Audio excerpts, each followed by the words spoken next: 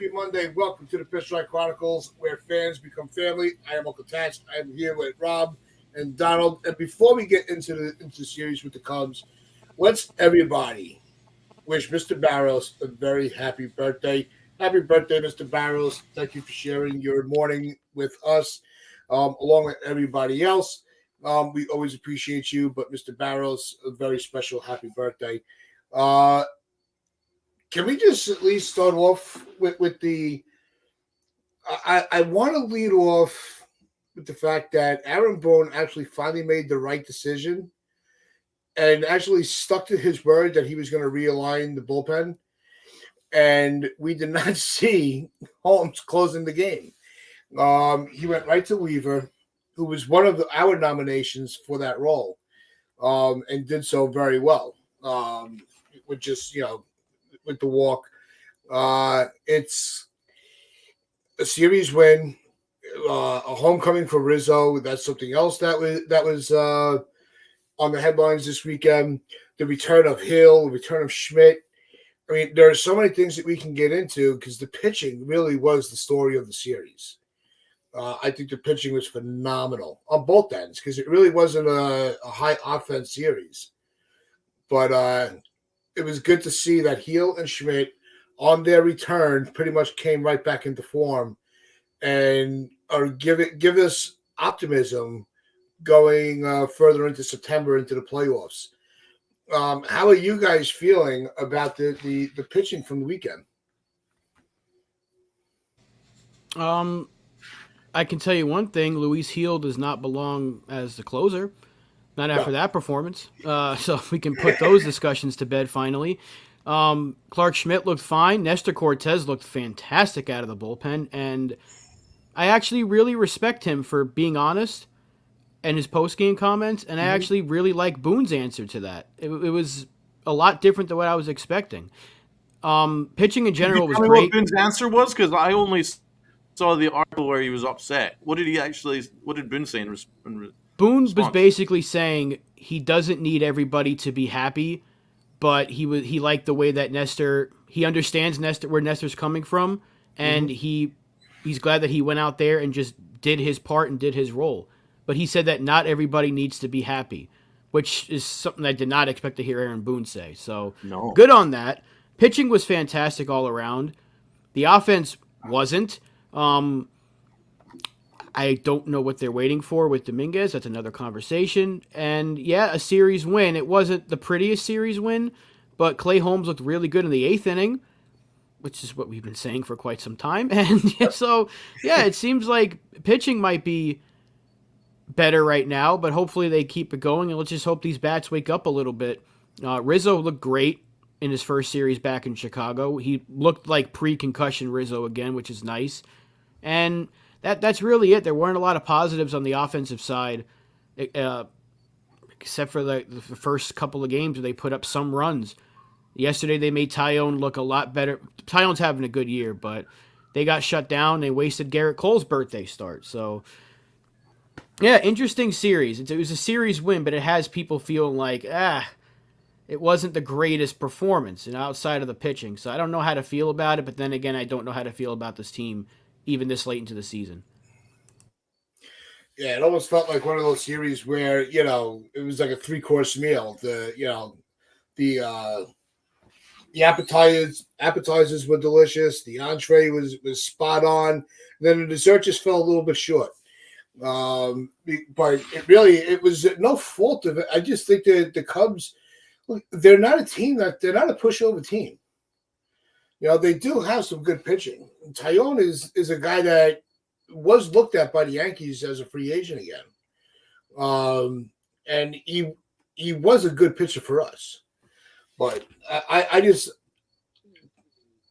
the pitching just outdueled the offense on both sides. I can't put a fault so much into the offense because they weren't trying to they didn't give the game away. Donald, what do you think? I think it was an oddly non-controversial, pretty simple series. It was pretty nondescript. Not a lot happened. And considering all the controversy that Brian Cashman and Aaron Boone has caused with this insane Dominguez position that they've taken. It was kind of refreshing to have such a nondescript series. Like, not a lot happened. It was just well pitched.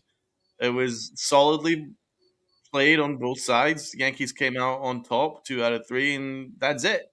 It was really quite nondescript. And as I say, considering all the shit that's gone down with the Yankees, changing closer, saying crazy things to the media, gaslighting fans about Verdugo and all this stuff, and it was quite refreshing just to see pretty simple, pretty simple series. There wasn't a lot that happened. There wasn't a lot that was insane, egregious. It was just fairly well played on the most part, well pitched. Offense wasn't there, but we all know that this offense is only constituted around 2 people. So unless unless they're hitting, the Yankees aren't going to hit. Aware of that, but the fact that the pitching was good, and they changed closer, which was great, and yeah, nondescript. I'll take that. I'll take that. It was pretty comfortable series. Not a lot happened really. Yeah, I think if it wasn't for the series win, the mood with the results of the games would have really completely been different. I think that goes without saying. But they're also a lot of people are, and they're bringing it up in the chat. A lot of people are putting this on Glaber, and I think that's kind of unfair with the defense, because that one play that led to the error was one of those short hops on the dirt. It could have hit a pebble or a it was just a fluke error, and it just kind of was what it was. I don't think it was one of those errors where we could just completely rip them apart for. Yeah, the offense wasn't scoring in general. Still never want to see that because it's Gleyber Torres and he was playing a lot better. So whenever you see an error out of him or a defensive blunder, you're like, oh, there he is. And it kind of clicks you back to everything he was doing in the first half. But yeah, you can't really blame him for the game. You could put him as part of the reason they lost, but he certainly wasn't the reason. They scored 1 run. That's really what it came down to. The offense was not good in general this series. They scored 3 in the first game. They scored 2 in the second game. One of those runs was on an error or throwing error. So the offense just wasn't good this series. And it kind of goes to all the conversation that we should probably talk about, because I think it was right after our show Friday when Cashman came out and made his comments about Verdugo. How does he give you the better chance to win? Because I think there's a stat that he's like 2 or 3 ground balls away from having the most grounders to the right side this season or something like that. Like, it's unbelievable. The dude had a couple of hits in this series, and that probably earned him like another month of starts, even though we only have like 20 games left. So the fact that they're still holding on this hope that he's going to unlock something in September is a joke, and the fact that Dominguez is not here is a joke. I'm fine with Birdie coming back. He's going to be activated today, but there's zero reason that Verdugo should be playing every day. There's zero reason that DJ LeMahieu should be on this roster, and he's not even playing. Why are you holding your top prospect hostage, and how could you come out and say that Verdugo gives you the best chance to win? Because that same day that he said that, didn't Verdugo have like a terrible day or something? Like he had like a defensive blunder, and like it was weird. And Joe and I could see that because they had Birdie playing the outfield in his rehab. I can actually see them putting Birdie in left field and using it as every excuse to keep Dominguez in the minor leagues until like the last week of the season. And it's a joke that this, even after a series win where the offense didn't look good, what can provide a spark? I don't know, a 21-year-old switch hitter that has been lighting it up in the minors. He lit it up for 8 games last year. You put him in a terrible spot earlier this season, and he's done nothing but play outstanding baseball in AAA. And even if people want to try to smear him with some cop from articles from 2 years ago. It's unbelievable, like how they're not calling him up. What is Alex Verdugo bringing you besides ground balls and good defense in left field? That's really it. Yeah, the comment that that's the best lane, the way that was. I'm gonna put that in the top three of Cashman's most stupidest statements that he's made to the press. I mean, that was really really bad. Yeah, what evidence do you have to show that Verdugo is going to be the guy? He's not. He's a rental. Why are you putting a rental over your top prospect that you have hugged so tightly that nobody else can even get a look at him? If this is the way that they want to treat their prospects, just fucking get rid of them, trade them, because you're not going to play them. It's almost like we're seeing Florial all over again. A guy that nobody wanted, you couldn't touch because he was supposed to be Brett Gardner's replacement. Well, Brett Gardner's been gone for how long? Florial never got a freaking shit, never had a chance. They only played him for a game or two, and if you didn't get a hit, bust. I understand that with Dominguez it's different coming off of the Tommy John, but look what he's doing in AAA. He's ready. Stop babying these guys and put them in the major league roster. Stop. You have a pennant to win. This is about winning the pennant, winning the World Series beyond that. How about we try to maintain a lead in the division instead of flip-flopping with Baltimore? You don't want the series with Baltimore, to be the determining factor on if you win the division or you're a wild card team. I don't want that. I don't care about the at-bats. He's his rookie of the year, because of the games he's already played, he's not eligible. Even if he wins rookie of the year, you're not getting the draft pick for him anyway. So give us another reason, because that's out the window. It doesn't make any sense. It really doesn't. I don't get it. I'm so tired of this hugging of these prospects. If it wasn't for Dominguez getting hurt, we wouldn't even have Verdugo. I brought that up last week. But yet we still want to pander to these guys because Because they already have a couple of years of major league experience? Well, what is that experience bringing you? It's not bringing you wins. So cut the shit and get the kid up here. Donald? Yeah, the most frustrating aspect to this is that, per John Heyman, that Brian Cashman and Aaron Boone are the reasons why Dominguez isn't up. It's not the analytics crew. It's not the front office executives. It's Aaron Boone and Brian Cashman. So, according to John Heyman, the executives were campaigning for Dominguez, but Boone and Cash stonewalled them. So, this answers a whole bunch of things to me. First of all, we know exactly why Aaron Boone has lasted this long as manager of the Yankees, and it has nothing to do with his managerial ability. It's the fact that he backs up Brian Cashman, and he doesn't offer any blowback. He just supports his GM, and Brian Cashman's ego is so much that he can't have anyone offering any blowback to him. He can't have that. So that's why Aaron Boone is in the position that he's in, to be Brian Cashman's lackey. So Brian Cashman is all in on this idea that Verdugo is starting left field, and Aaron Boone completely backs him up on that. Well, there's still more to Verdugo that we haven't seen yet. Give me a break. So that's the most frustrating thing, is the arrogance of the organization.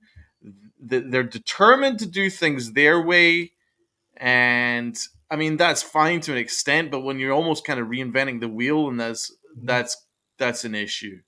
You know, they're trying to be cute, and it's so silly because the only people that are hurting are themselves at the end of the day. Because yeah, sure, gaslight us all you want, but and there's nothing the fans can do about it. But the longer that Verdugo is not on the big league roster, the more it's almost certain that the Yankees don't have the best roster, or the best everyone in the best positions in the roster, and it's almost a certainty that the Yankees, first and foremost, aren't worried about winning. Because if they were worried about winning, Dominguez would be up already. And when Brian Cashman says that insane thing where he says Verdugo gives us the best chance to win, has he seen Verdugo's numbers? He's not a serious general manager if he genuinely believes that Dominguez is worse than Verdugo. Verdugo is below average across the board. Across the board. So it's an insult. It's an insult to Dominguez as well. That's another thing. Not only is it an insult to our intelligence, it's an insult to Dominguez. Because you've just told Dominguez, your top prospect, who you're supposedly all in on, that he isn't better than someone who's below average right across the board. What kind of a message does that send to Dominguez? Oh, we love you. We don't want you involved in any trade talks. You are our guy, but you're not actually that good because you're not better than someone who's giving us like an 80 WRC plus, 20% below average, and who's who's just had a horrible season. You're not better than that, but we still love you. What kind of a message does that send to your top prospect? I would almost love it if Dominguez played hardball and called Brian Cashman out for his shit. You know what I mean? It would never happen, but could you imagine if he played hardball? Because you know that the whole league appreciates Dominguez, and could you imagine Dominguez was just like, yeah, I feel really disrespected by the organization. I feel confused. I don't know what more I need to do. Could you imagine? Because then that would just go straight back to Brian Cashman. Brian Cashman would look like a freaking asshole, which he is. Yeah, no, Brian Cashman is. We've said it so many times. He's just so comfortable in his role that it doesn't matter what he does. He's a Steinbrenner, at some point along the family tree, and he's untouchable. He could do whatever he wants. Success be damned. He has not had a good couple of years at all. Even freaking Hal had to bail him out with the judge negotiation. I'll give him the Chisholm trade. That was a great trade to make. But what pitcher has he brought in where it's like, where they've been effective? It's all the bullpen guys are either DFA'd or they're just useless. I mean, let's not go down a rabbit hole of his failures and roster moves. We're just talking about this one particular thing because, again, I'll say it till I'm blue in the face. I said it at the last show. Probably said it at the show before that. I'm making the Verdugo trade 10 times out of 10. But the fact that we're at this point in the season and we're still relying on him, that's a bad decision. That's a failure on the GM. It's a failure on the manager because they're lock in step with each other. This is why we have been calling for it for a long time. Fans and other shows have been calling for it for a long time. The time for a change was long ago. And I know they got an option on Boone next year.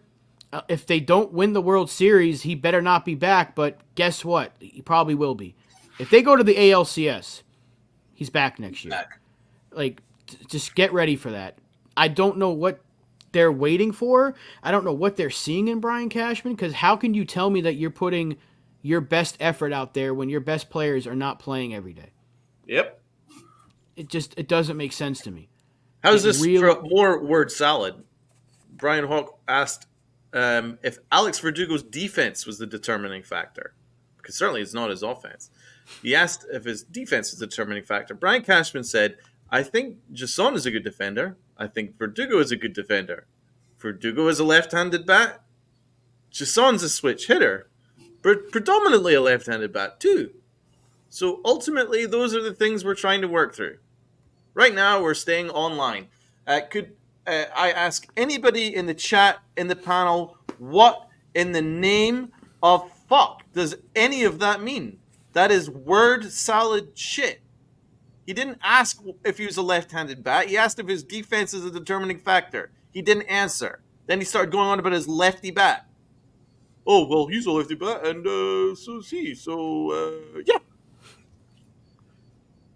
Just kind of, doesn't that contradict everything they've done with the first base position up until Rizzo's return? Because they're talking about lefty and all this, but they didn't play the one guy that can actually hit from the left side. And they kept him on the bench when he could have played first, when they were playing a struggling Ben Rice and a terrible DJ LeMahieu. So I'm talking about Cabrera, if anyone doesn't catch what I'm going with it there. But none of this makes sense. I just had a stroke listening to that comment. I didn't even know that comment existed. It's insane. It's infuriating. I just read this is garbled word salad. Well, it's Your general manager. It's your general manager of the New York Yankees comes out with that garbled word salad. it's ridiculous. It really is. And I've been in lockstep with Rob. I think we all have. It was the right trade to make. But can we at least, they did this. They made this mistake with Torres. They put him, they lock into these guys where they're just not effective. Like when they put Torres at short, and they wait until the 13th hour to say that they made a mistake, and they make an adjustment, and it's too late. We're a series away from having this be a massive mistake. If we can't handle Kansas City and the Orioles get back on track, believe me, it's almost like we're all playing. These two teams are playing hot potato with first place. Neither one of them want it. So they have to make an adjustment now. They can't keep waiting. That's why I was saying earlier. I don't care about the amount of at bats. We all know the Yankees are not going to let him reach that plateau anyway. Bring him up, lock in the division. I think, Rob, that was your idea last week. Bring him up, lock him in the division, and then platoon him to curb his at-bats. That's the formula. I don't even think he can reach the 95 number at this point. There's 19 games left, right? Yeah. Exactly. So can you get 95 at-bats in 19 games? Unless we're scoring like 10 runs a game, but even then they take him out and it's a blowout, and it would be a justifiable reason to take a guy out in a blowout. Yeah. There's no way he's reaching. The scary thing, Rob. That's the scary thing, Rob. Right. This is the time to do it, because you'll get to use him for 20 or 19 games. What's up, Evan? You'll get to use him for 19 games. You'll get to see what he has for 3 weeks, essentially, and you won't have to worry about his rookie status. You'll get to keep it. You'll get the thing you want the most, and you'll get to see him. But they're hugging Verdugo, of all people. I could understand it if Verdugo was putting up like a 750 OPS and weighted runs created plus is above average. He's hitting home runs. His defense is elite. That would be great. You're like, okay, I understand it. I like Dominguez, but you can't take Verdugo out of the lineup. That would be an understandable reason. But he's not. He's, like Donald said, he's below average in just about everything except for his defense. And his defense has taken a hit from where it was earlier this year. So What are you waiting for? Trent Grisham's a better defender, and over the last few months, he's been the better hitter. What are you waiting for? How are you holding on to this guy? I know the locker room likes him, but Aaron Boone just said not everyone has to be happy. Fucking make the move. Like, what are we waiting for? And John asked way earlier in the chat, what happens if he struggles? I'll tell you I'm not going to answer for anybody else. I'm going to be patient. I've been patient for 2 seasons with Anthony Volpe. I said I want to give players 3 years before I make a full assumption on the guy. I'll be more than patient with Dominguez because I'm asking for him to get called up.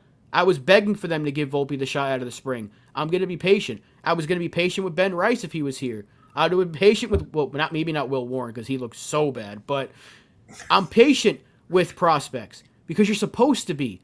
Not everybody is going to come up here and immediately tear it up. Sometimes it takes a few years for them to get to their highest potential. Sometimes they're great out of the gate, like Gunnar Henderson and Ellie De La Cruz. But they're not without their flaws. You have to be patient. But if Dominguez is here, I'm going to watch every at-bat. I'm going to watch every play in the outfield. And you're going to be like, well, it was 19 games. You add the 10 or the 9 with that. It's still less than 30 games in his career. You're not going to make a full assumption about a player in less than a month's worth of playing time. You just can't. It's not fair to the player. You're going to be patient with him. But he's your top prospect. He should be here because you held him out of trades. You said he's part of the future. Play him. How is Alex Verdugo giving you the best chance to win when he's below average? And he went from he was batting in the middle of your order to the top of your order. Now he's batting ninth. He's giving you the best chance to win. Batting ninth. Come on. Yeah, it's all bullshit. That's why it's so insulting. Verdugo has an 84 WRC plus, 100 is the average, and he has a minus 10 RAA, which is runs above average. So he's minus 10. So he's 10 worse than the average. So he's basically about 10, 20% below average right across the board. And Brian Cashman is telling his top prospect, who he apparently loves, that he'd be worse than that. He'd be apparently worse than an 84 WRC plus. He'd be worse than a minus 10 runs above average. What kind of a message does that send to your top prospect? And what kind of a message does that send to us? It's a total disrespect. And the biggest, scariest aspect of this is the fact that he can be called up right now, and he's not going to reach the at-bat limit that would take him out of the Rookie of the Year. It's all about Verdugo. That's what's frightening. It's all about Verdugo. Why, as Tats pointed out earlier, why are they catering to someone who's a rental? He's a rental. He's not your future. He's not even your now. That was it. We had a good run for a couple of months. He held the fort until Dominguez is ready. Guess what? Dominguez is ready. Any other answer than Dominguez is our starting left fielder is a complete and total joke. And it means that performance doesn't matter, future doesn't matter, winning at all costs doesn't matter. Brian Cashman's ego is the thing that matters. And Aaron Boone is so spineless and weak that he just goes along with it. And not only goes along with it, he backs him up. So I want to ask, what's worse? What's worse? The cock or the cuck? Because Brian Cashman's a complete cock, right? But Aaron Boone's a cock. He goes along with it. Okay, I agree. You're so right, Brian. Pay me. It's absolutely unacceptable. That's why it's really difficult to get behind this organization, because they bareface lie and gaslight and treat us like complete freaking morons. And it's very hard to put that aside and just to root for this team, because they have different agendas than having the best players on the field at all times. They have a different agenda than that. And as fans, how are we supposed to get behind that? It's common sense. Have your best players play. Dominguez is one of your best players. He has got to play. So any other answer than he is our starting left fielder is means that they have different agendas, and I just won't accept it. I really won't. Yeah, look, people, there's a big narrative in other media that Stanton is the guy that keeps holding his roster back. No, it's guys like Verdugo that really are putting a stop on some of these guys. As Jones says, let's have a poll. Cock or cup?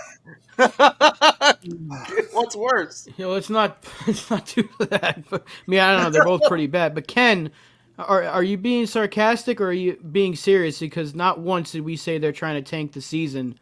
We're just very curious why they're not playing a guy that would clearly be an upgrade at this point, because it can't get much worse than Verdugo out there, at least offensively.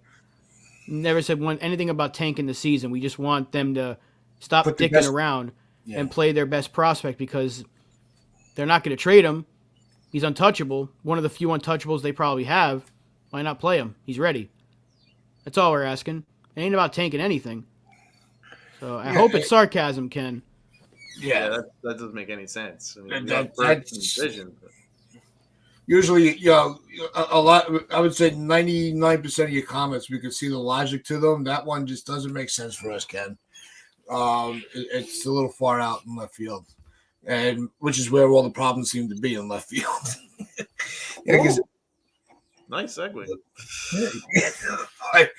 It's aggravating because we've had a chance to upgrade in so many positions, and they all want Dominguez in the trade, and the Yankees keep saying no, but then you're not going to let him have the opportunity to prove you right.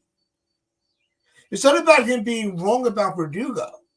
It's about him being right on holding on to Dominguez. So you want to have your ego boosted. Put the kid in. Let you walk around with your chest out, going, see, this is why nobody else could have him. Look what I got. And he just refuses to do that. We are to that point of the show where we are, if you are enjoying this content, you're enjoying the conversation, and you want to join the conversation, hit that subscription button and join the chat. If you are watching, hit that like button, share this out. But it's time for Donald to Woods.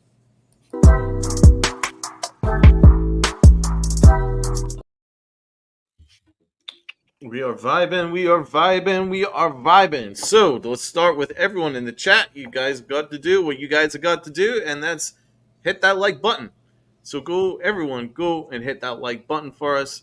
Everyone that's watching, hit that like button right now, as we want to grow this thing. Let's get that done ASAP. Thank you so much. We appreciate that. So let's get into the awards for a quiet series. So let's start with the MVP. I'll start with Rob.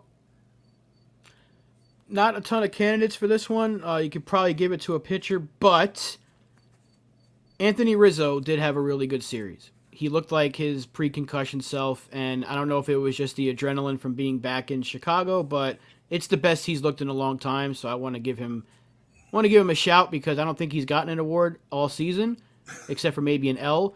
So Anthony Rizzo, in what was a offensive-less series, I'm going to give a lot of awards to pitching today, so I'm going to give this one to Riz. Okay, and Uncle T, who's your MVP?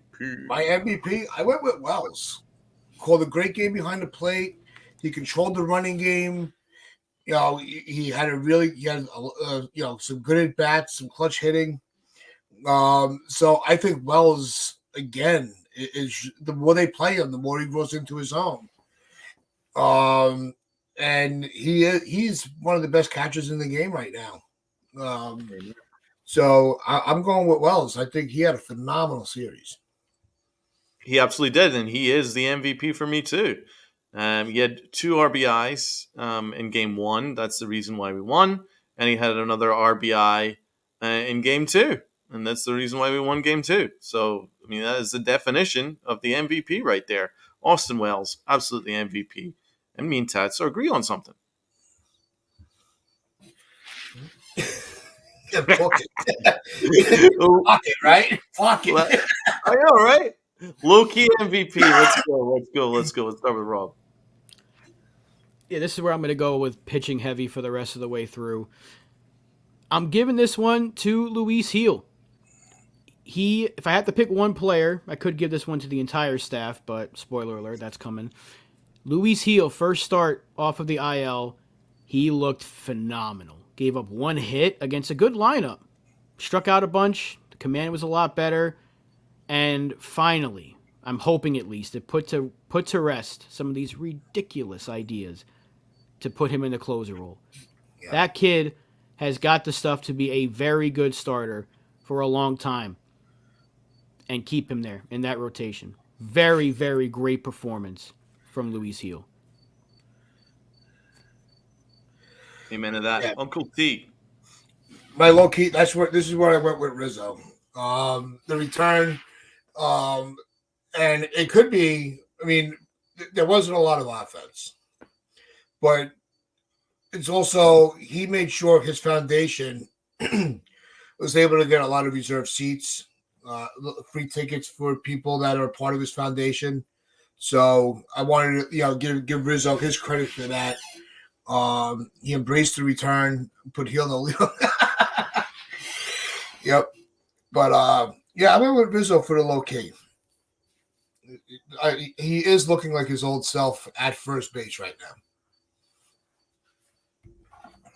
My low key, I'm giving it to the Chicago Cubs fans. I'm giving them the MVP. Um, the way that they welcomed Anthony Rizzo was something that's pretty unique. They really adore that guy. Signs welcoming him home. Big cheers for him every time that he was up at the plate. Um, it just shows that what Anthony Rizzo means to the city, and what he means to that organization, and the fact that the Cubs fans were so appreciative of that is really, really cool. Because I think there's a lot of fan bases that if you're no longer part of this organization, well, fuck you, we don't care. But they're not like that. Cubs fans are pretty special. I think they're a very historic fan base and good people, clearly. So I think they deserve the MVP. I thought that was awesome, and also says a lot about Anthony Rizzo as well. So kind of ties into what you guys were saying about Rizzo and his charity work and stuff like that, because I think that was a big part of why he was so popular in Chicago, as well as helping them win a World Series. So I think they're the low keys for me. Let's go with the Clutch Award. Let's start with Robinho. Clutch, Nestor Cortez coming out of the bullpen despite not liking it, and he was great. So it was on the road too. Yep. I did not expect that. So I'm going to give that one to Nestor Cortez, another pitching award, and I think he was phenomenal. I could give that one to Weaver for coming through in the ninth inning as well. Certainly could be up there for consideration, but I thought Nestor's performance in that game was outstanding because we knew he was piggybacking off of somebody. They went with the game that Schmidt started, and Nestor could not have pitched better, in my opinion. No doubt. No doubt. Let's start with Uncle T. Yeah, no, Nestor is definitely a candidate because it also, another point to it is he helped give the bullpen a rest, which the bullpen's been worn out. But my clutch, I gave it to Weaver. He's been somebody that we've been saying should get a shot at closing the game. He got his opportunity and he absolutely nailed it. For his save. So I thought, coming into a situation like that, one thing we always talk about with closes is the mental aspect of it, not just your stuff that you have in your arsenal. There's a mental ability that comes with closing a game out. And Weaver I thought his poise was spot on, and he got the job done. So Weaver gets the Clutch Award. And this is crazy, but I once again in a complete and total agreement with Uncle T. My closer, baby, Weaver. He gets a Clutch Award because of, even though Cortez probably was more important with the fact that he piggybacked and gave us 4 innings, it was so important for us because it gave us a huge sigh of relief that someone else can step in that 9th inning. And it was a fairly painless inning. And, excuse me, sorry. A very painless inning. And I thought he was very comfortable. And it was almost like, wow, it's actually okay for someone to come in the 9th inning and not give up a run. Wow, that's amazing. I wonder if Aaron Boone's going to fine him for that, because that's unheard of with the Yankees. So I think that he gets the Clutch Award for that. He comes in the 9th inning and has a very comfortable inning. So salute to Luke Weaver. Absolutely. And salute to Uncle T, who's been on fire today. Well, let's not get carried away yet. We still have more to go. Still time.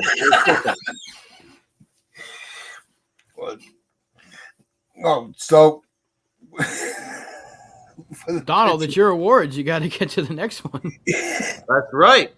So let's go with the pitching award. I'll start. I am giving it to Luis Heel. Absolutely marvelous. Let's go with Rob. Everyone, the entire pitching staff this weekend is involved with this. Every starter looked good. Every relief pitcher looked good. Clay Holmes included. I picked Heel as my low key. I gave Nestor the clutch, but for the pitching award, I mean, Cole was the only one to give up a run, and he looked phenomenal. Everyone, you get an award, everyone gets an award. Oprah Winfrey out here because the pitching was phenomenal. They were really freaking good, and I hope that it keeps up the rest of the way because we desperately need it, and hopefully these bats back them up. Let's go with Uncle T. Yeah, I had the starting three. And not to take away from what the bullpen did, but you had Heel and Schmidt coming back off their IL stint. Cole on his birthday, which apparently now he's unhittable really in those starts. But I think that the starting three just really it kept everything in line. The outings from Heel and Schmidt were phenomenal. Cole, another phenomenal outing. So it was hard to pick just one. I probably could have just went like what Rob did and just went pitching.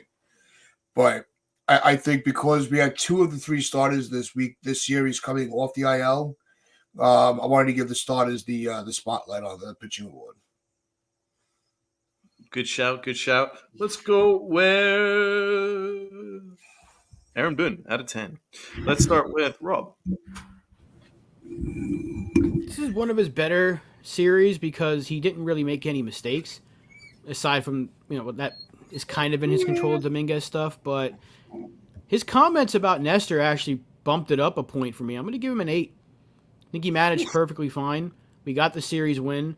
He made good bullpen decisions. He stuck to his word. He did not go with Clay Holmes the first chance he could as in a saved opportunity. And he went with Clay Holmes in the 8th inning. He stuck to his guns.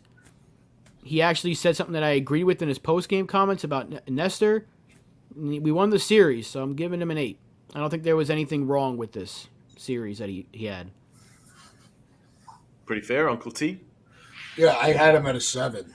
I think he stuck to his word about making adjustments with the closing situation, and it was a very crisp, plain series. But I can't give him any more than that just because Verdugo's still out there.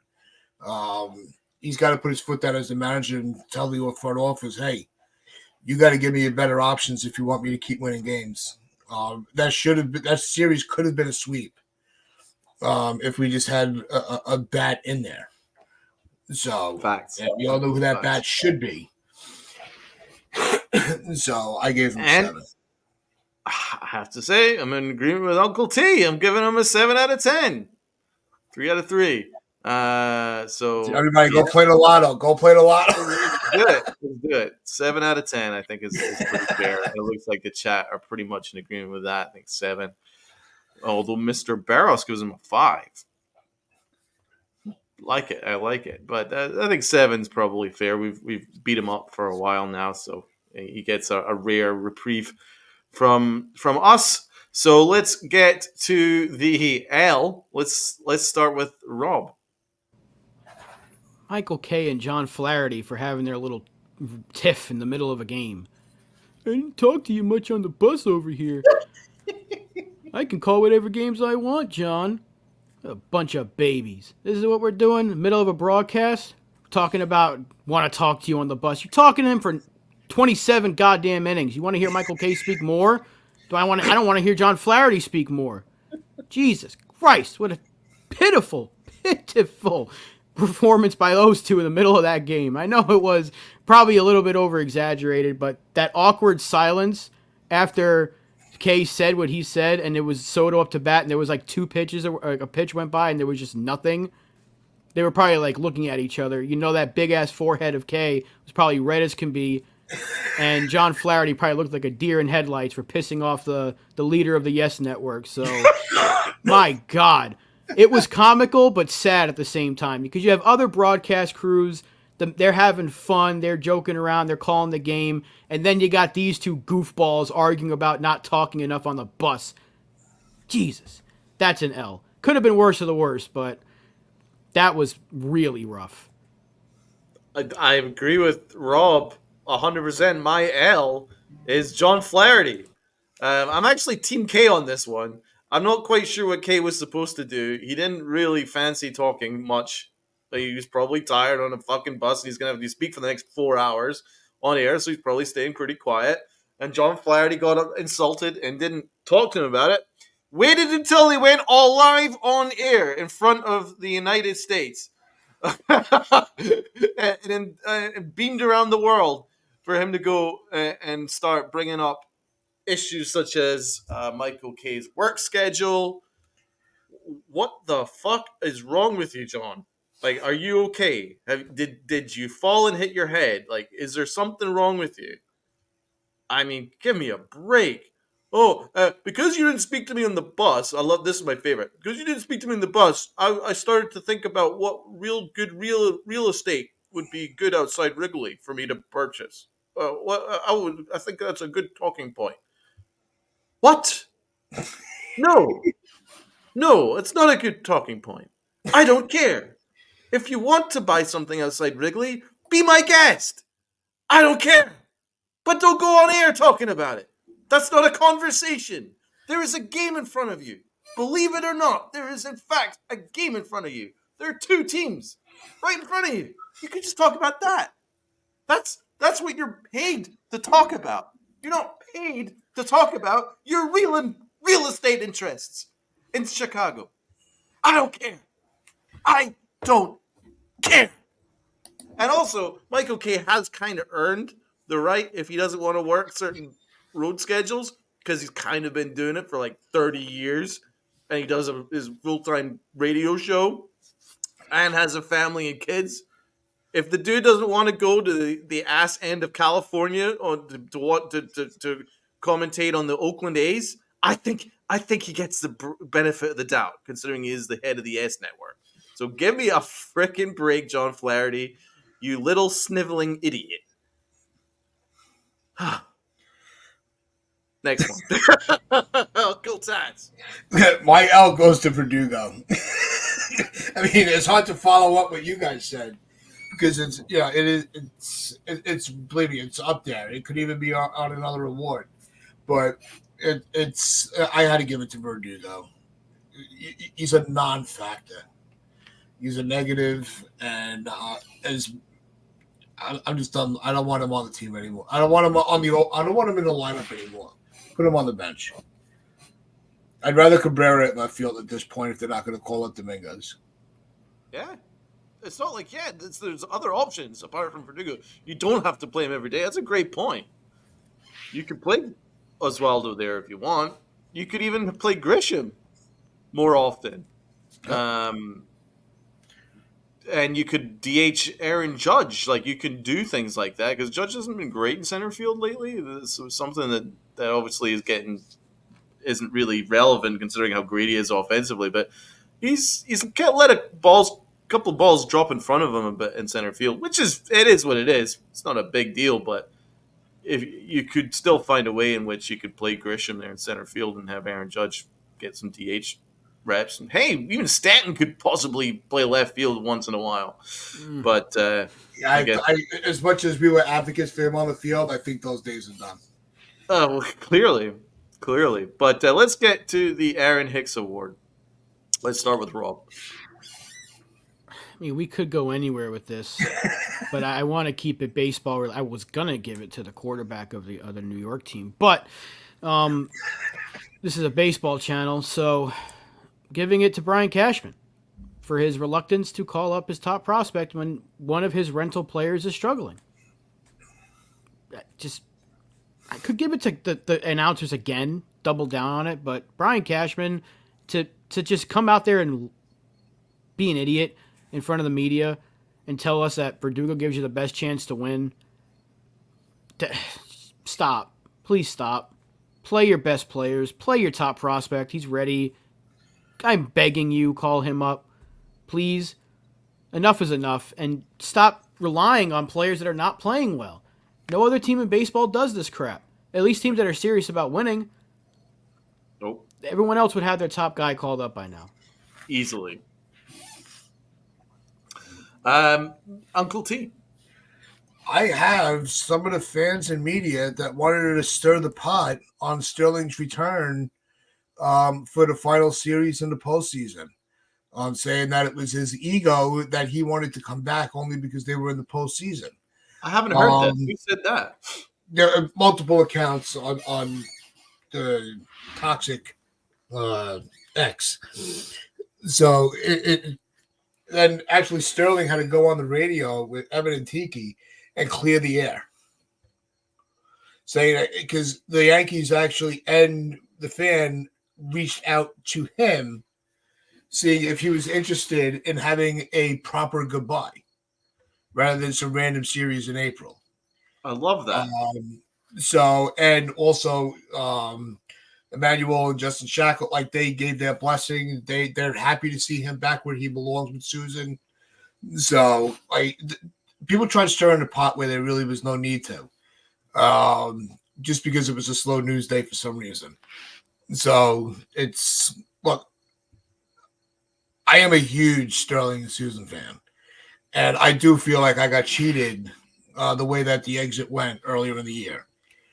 And so it would be nice. Actually, Donald and I were at the game where they honored him. Mm-hmm. But it would be nice to actually know it's his last broadcast. And so that's something I'm looking forward to as a fan of his. And anybody that wanted to try to throw shade at it, F you. Get a life. Let's just call it is what it is. You're spot on, Uncle T. And anyone who disrespects John Sterling needs to get a life, because he is a legend, and I think it's great that he's going to get the proper send off and a proper goodbye, because I felt it was a little rushed, so this is great. The couple of games in the playoffs for him to call, awesome. So I'm completely support that. I think that's a nice way to end that season and his illustrious, amazing career. So let's go into my Aaron Hicks, and my Aaron Hicks award for the worst of the worst of the worst is in complete agreement with Robinho. Brian Cashman is absolutely the worst of the worst of the worst. He is the definition of that award, because he gaslit us and basically told Jason Dominguez, his star prospect, that he isn't good enough to play ahead of someone who is at least 20% below average as a major leaguer, right across the board. And then he can't even justify it, because he gave us that word salad about, oh, he's a good lefty and he's a good lefty and he's a switch hitter and he predominantly lefty. So he is absolutely ridiculous, and it just shows how desperate that he is, that he has to cater to someone who's a rental, and he has to protect his own ego, because that would once again mean that another of his transactions hasn't worked out, and he's more interested in protecting his ego than just admitting, you know what, change course, let's get better. We've got Juan Soto here, we've got Aaron Judge here, let's give these guys a hand. If you looked at this series, nobody could hit. So wouldn't it be nice to have a Dominguez in there? So just insane incompetence and frustrating, very frustrating. So Brian Cashman, you are Aaron Hicks.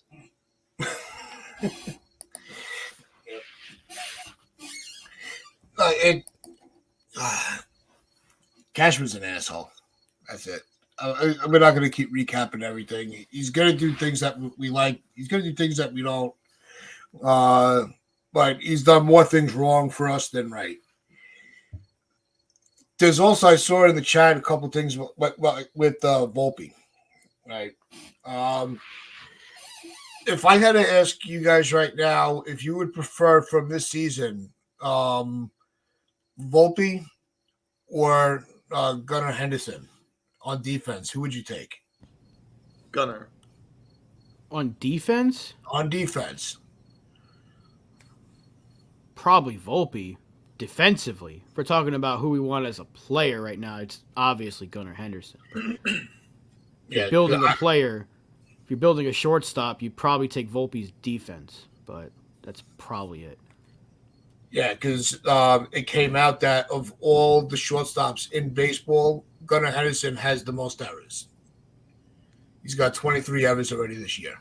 Well, there's more to it, though. Like, what's his range? How are his outs above average and stuff like that? Because Volpe had a ton of errors last year, and he won a Gold Glove. And the year before that was Pena, and he had a bunch of errors, too. So errors doesn't tell the whole story, but... well, I know that. I'm just I'm poking, for people that, every time he makes an error, that he's got to be moved. But there is more to it. Yeah, no, I still would prefer Volpe over Henderson. But I saw those numbers and I was like, that's interesting. On defense or overall? What? Would I prefer Volpe? Or I'd still take Volpe. Over Gunnar Henderson overall? Yeah, I really would. Oh, I think you're being a little too... Oh, my God. I love Anthony Volpe. Maybe a homer thing. It maybe. I knew it. When I was giving you praise, I knew it. It was going to come back and bite me in the ass. I just knew it. I said you were getting ahead of yourself. I warned you. Oh, my God. Gunnar Henderson has 36 home runs and 85 RBIs and a 900 OPS. 907. What are we doing here? His WAR is 8. He has an 8 WAR. I think that might be higher than Juan Soto's WAR. What are we doing here?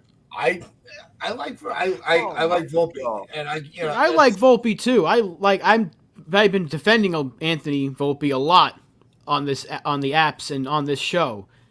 But if you're asking me which player I'm choosing right now, defender I'm choosing Volpe. Player, it's Gunnar, without a easy choice. I mean, it's an easy choice.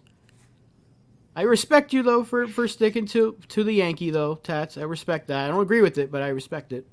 I know it's not a popular answer. Volpe's OPS is 680. Gunner's is 900 plus. Volpe has 11 home runs. Gunner has 36. Volpe's average is 250. Gunner's average is 280. Oh my God! What are we doing here? I'm insulted. I'm insulted by that take. I have to say, I'm insulted by that take. Holy Lord! Volpe still. I'm a fan of Volpe. I'm going to stick by it. He's who I have right now. I think his ceiling is still, not even near being reached yet. So I still think he's going to turn out to be one of the, he is one of the better. He's going to be one of the better players in the game, in that position. Who? Volpe? No.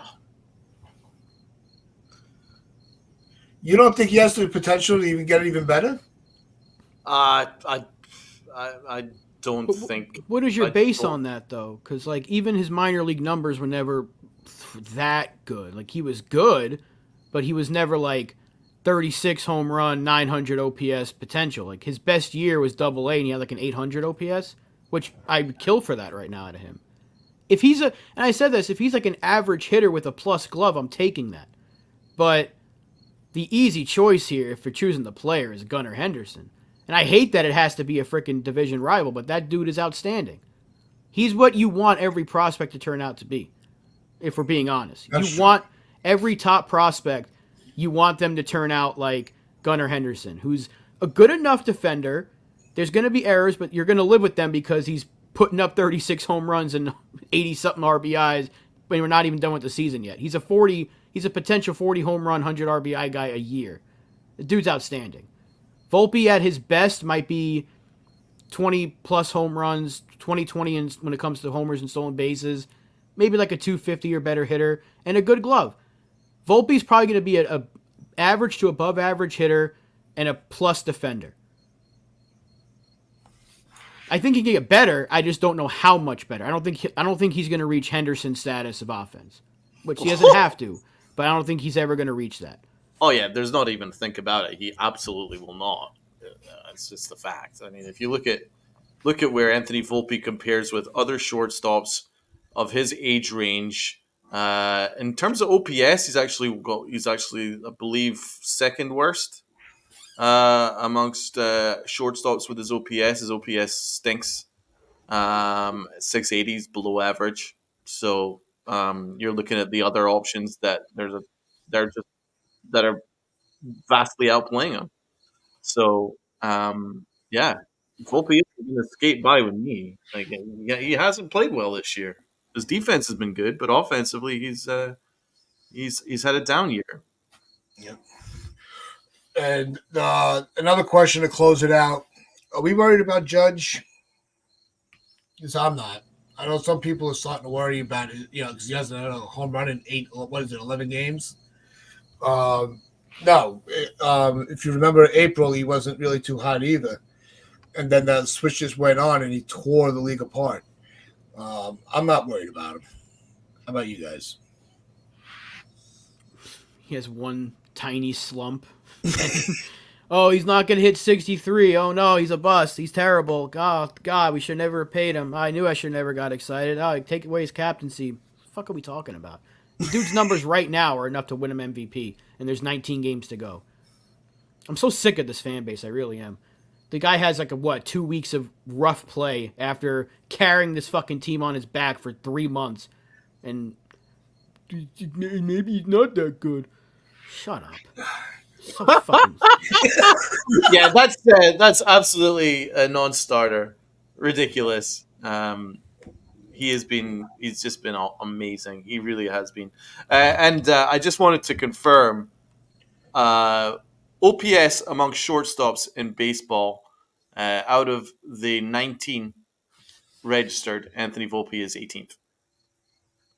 And Gunnar Henderson is second. It's Bobby Witt, Gunnar Henderson, Corey Seager, Lindor, Dela Cruz, who I love, and right down at the bottom is Anthony Volpe at 18. So there is no comparison, and he has had a down year.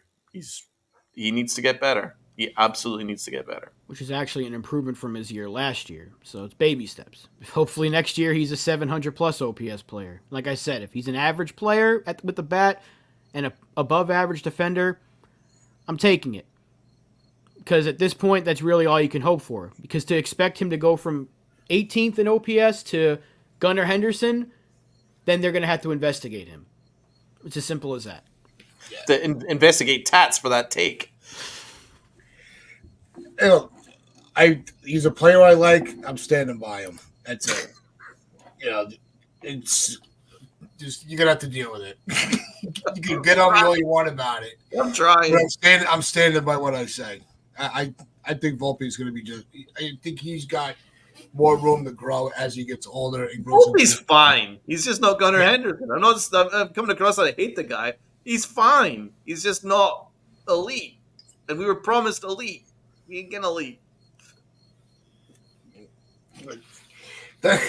Well, we stand by our decisions. That's it. But no, we do appreciate everybody that did spend their Monday morning with us. And again, happy birthday, Mr. Barrows. Hope you enjoy the rest of your day. Hope we made this as entertaining for you as possible. But for everybody else, we appreciate you guys as well, just as equally. But make sure you also go and subscribe to the Strike Zone with NFE, as he will be doing his pregame shows. And he does his morning shows Tuesdays and Thursdays. So make sure you check him out and subscribe, as he is on his way to 1,000 subs. So let's make sure we continue supporting him as much as he has supported us. So with that being said, hit that like button, hit that sub button, share this out with your friends, your family, strangers on the corner, and wear those pinstripes of pride and play hard.